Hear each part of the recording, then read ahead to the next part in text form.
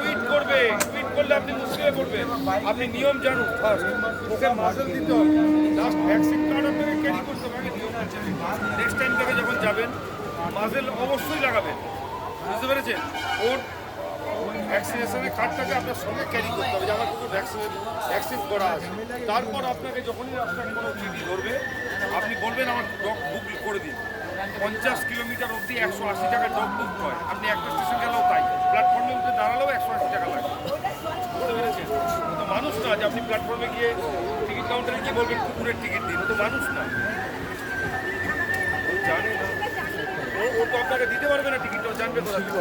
আমি আপনাকে বলে দিলাম, যাই হোক আজকে নিয়ে যান। এটা তো মানুষের জানা উচিত না, অ্যাওয়ারনেসটা থাকা উচিত। মনে রাখবেন ওর মাসেল লাগিয়ে নেবেন, উনি তো কোনো এটা ভালো আপনি কথা বিপদ থেকে বলছেন না। মুক্তি পাবেন, অন্য কিছু না।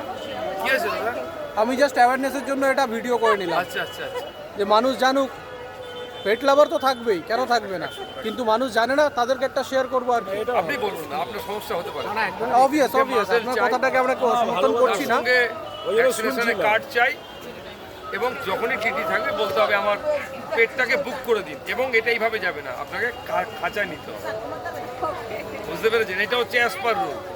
কুকুর আপনি ভালোবাসেন, আপনি তো নাও পছন্দ করতে পারেন, আপনি টুইট করে দেবেন, এরা বিপদে পড়ে যাবে, ভালোবাসার খাতিরে বিপদে পড়ে আপনাকে বাগে ফেলে আপনাকে এমন যাবে। ঠিক আছে, যান, যাত্রা শুভ হোক আপনার।